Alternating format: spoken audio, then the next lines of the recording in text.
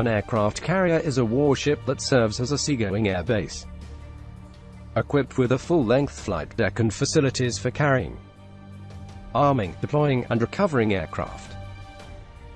It allows a naval force that owns a carrier to project air power worldwide without depending on local bases for staging aircraft operations. Aircraft carriers are expensive to build and are very critical assets. They are extremely vulnerable due to their large size and hence are escorted by various surface and subsurface vessels like destroyers, cruisers, frigates, submarines and supply ships that defend the carrier in the event of a threat. The combination of these warships moving along with an aircraft carrier in open seas is known as an aircraft carrier battle group. Regardless of size, the carrier itself must house the complement of aircraft, with space for launching, storing, and maintaining them. Space is also required to house a large crew. Supplies, food, ammunition, fuel, engineering parts, and propulsion. Now let's come to the point and understand why Pakistan will never own or afford to build and operate an aircraft carrier. 1. Economy. Pakistan's gross domestic product is valued at $275 billion according to the World Bank and United Nations 2016 report. India's economy, $2.25 trillion, is roughly 9 times larger than Pakistan's. At current respective growth rates, within 10 years it will be nearly 20 times as large.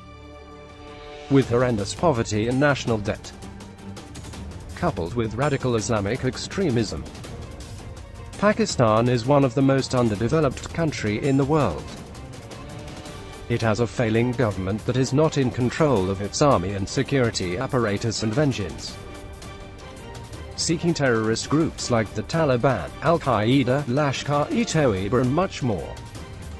Radical Islamic extremism, terror attacks, suicide bombers and a weak economy is not the only threat that Pakistan faces today.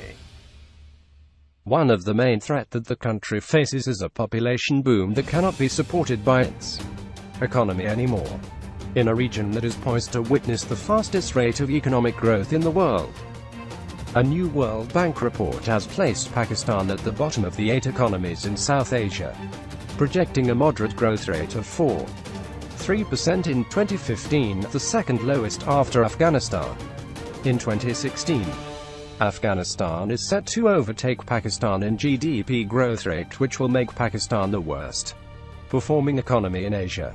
Pakistan's population currently stands at 194 million people. It is the 6th most populous country and one of the worst performing economies of the world. The fertility rate in Pakistan currently stands at an average of 3.5 children per woman, which means that Pakistan's population will double in the next 12 to 15 years to 360 to 370 million people, but its economy will not. Tackling large-scale unemployment of a population that has not seen anything but an Islamic madrasa will be the most daunting task of the future government of Pakistan. Construction cost of designing and developing a 44,500-ton carrier will be close to $6.5 billion.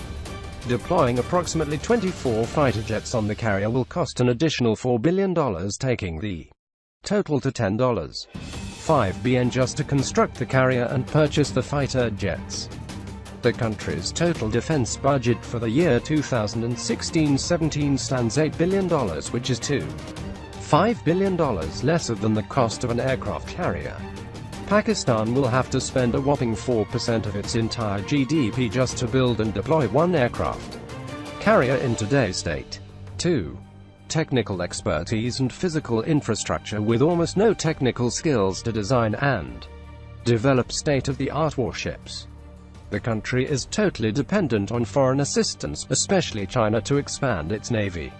Karachi shipyard of Pakistan is the only yard that has ever built a warship in Pakistan, but with foreign assistance. Constructing an aircraft carrier requires 3 important things. A. an indigenous metal and steel industry capable of producing high-grade steel to withstand extreme pressures of the shear weight of the carrier. B. Shipbuilding infrastructure and availability of technically qualified manpower like engineers who can design and develop an extremely complex warship like an aircraft carrier. C. A strong economy that can support and fund up to $10 billion in acquiring an aircraft carrier and more funds to operate it. In the case of Pakistan, none of the above-mentioned points are even existent to fulfill their dream. 3.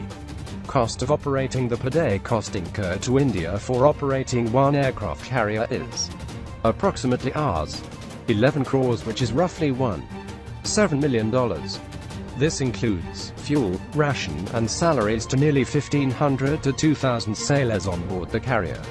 If the carrier is on active deterrent patrol for 300 days in a year, then the total cost of operating just the carrier and not other warships that escort the mothership would be approximately $500 million. Pakistan's Air Force owns and operates only single-engine fighter jets for a very simple reason, and i.e. cost. Twin-engine fighter jets consume twice the amount of fuel and double the time required for maintenance. India, on the other hand, operates the state-of-the-art twin-engine Su-30 MKIs as its mainstay. It is impossible for a country like Pakistan that cannot even afford to operate twin-engine fighter jets to even dream of establishing an aircraft carrier battle group. Conclusion: aircraft carriers are symbols of national pride that can traverse oceans with unmatched firepower, capable of waging a war, effectively forcing a naval blockade and attaining air, surface and subsurface superiority. Induction and existence of aircraft carriers are necessary in a nation's arsenal in order for it to be recognized at least as a regional naval power. With the induction of new conventional and nuclear submarines, stealth missile destroyers like the INS Kochi and INS Kolkata, construction of additional aircraft carriers along with over 50 warships under construction, India is soon to realize the dream of being recognized as a true blue water navy that will dominate the Indian Ocean for years to come. Pakistan will have to achieve double-digit GDP growth rates and sustain it for years, which seems pretty impossible to own and operate an aircraft carrier to challenge India's naval supremacy. The only other way is if Pakistan receives an aircraft carrier in aid from China, considering Pakistan's track record of begging in front of the world.